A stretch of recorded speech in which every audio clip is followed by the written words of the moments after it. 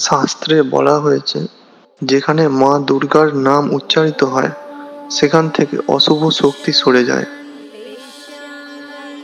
মা দুর্গা শুধু অসুর নাশিনী নন, তিনি আমাদের রক্ষা কবচ, সংসারের শান্তি ও সমৃদ্ধির উৎস। তিনি রোগ ব্যাধি দূর করেন, জীবনের অদৃশ্য বিপদ প্রতিহত করেন এবং আমাদের ভেতরের অন্ধকার দূর করে আলোর পথ দেখান। এখন বলি মা দুর্গার সেই মহা শক্তিশালী মন্ত্রটি যা আমরা আজকের ভিডিওতে জপ করব। মন্ত্রটি হলো ওং দুং দুর্গায় নমঃ।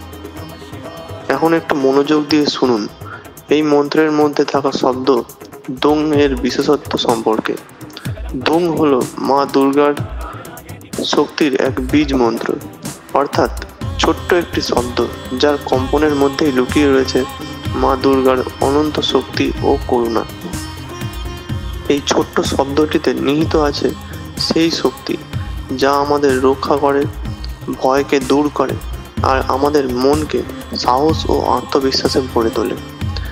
যখন আমরা মনোযোগ দিয়ে এবং সঠিক উচ্চারণে ওং দুং দুর্গায় নমঃ মন্ত্রটি জপ করি, তখন এটি আমাদের চারপাশের নেতিবাচক শক্তি দূর করে, ভয়ের অন্ধকার কমায় এবং মনের গভীরে এক নিরাপত্তার অনুভূতি জন্মায়। অর্থাৎ এই মন্ত্র জপের মাধ্যমে মা দুর্গার রক্ষা ও করুণার সুরক্ষা আমরা নিজের মধ্যে প্রবাহিত করি। আমাদের জীবনের অনেক সমস্যা বিজ্ঞান দিয়ে ব্যাখ্যা করা যায় না, কিন্তু বিশ্বাস আর ভক্তির শক্তি দিয়ে সেই সমস্যাগুলোর অবসান হয়। মন্ত্র জপের ফল প্রাপ্তি সর্বোচ্চ করতে কিছু গুরুত্বপূর্ণ বিষয় অনুসরণ করা উচিত। যেমন, মন্ত্র জপ করার সময় মন সম্পূর্ণ মায়ের প্রতি নিবেদিত এবং সন্দেহবিহীন থাকতে হবে। পরিচ্ছন্ন ও শান্ত পরিবেশে বসে মন্ত্র জপ করলে মন স্থির থাকে। প্রতিদিন নির্দিষ্ট সময় মন্ত্র জপ করলে ধারাবাহিক শক্তি পাওয়া যায়। মন্ত্রের প্রতিটি শব্দ সঠিক উচ্চারণে উচ্চারিত হওয়া উচিত, কারণ মন্ত্রের শক্তি শব্দের কম্পনে নিহিত। মন্ত্র জপ কখনো কুসংস্কার বা খারাপ উদ্দেশ্যে ব্যবহার করা যাবে না। এই সতর্কতা মেনে চললে মন্ত্রের শক্তি বৃদ্ধি পায় এবং মা দুর্গার আশীর্বাদ, করুণা সর্বোচ্চ মাত্রায় প্রকাশ পায়। মন্ত্র জপের পদ্ধতি: একটি পরিষ্কার, শান্ত ও পূজার উপযোগী স্থান নির্বাচন করুন। মা দুর্গার ছবি, মূর্তি বা প্রতিমার সামনে বসুন। চোখ বন্ধ করে গভীর কয়েকটি শ্বাস নিন। মনকে শিথিল করুন। এবার ওং দুং দুর্গায় নমঃ মন্ত্রটি ধীরে ধীরে মনোযোগ দিয়ে উচ্চারণ করুন।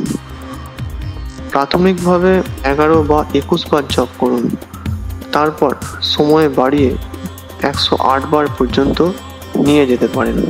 জপের সময় মায়ের উপস্থিতি অনুভব করার চেষ্টা করুন। সম্পূর্ণ মনোযোগ নিয়ে প্রতিটি শব্দের অর্থ ও শক্তি বুঝতে চেষ্টা করুন। মন্ত্র জপ শেষ হলে কিছু সময় ধ্যান করুন। মায়ের আশীর্বাদের জন্য ধন্যবাদ জানান। এই ভিডিওটি যারা জীবনের দুঃসময়ে পার করছে তাদের সঙ্গে অবশ্যই শেয়ার করুন।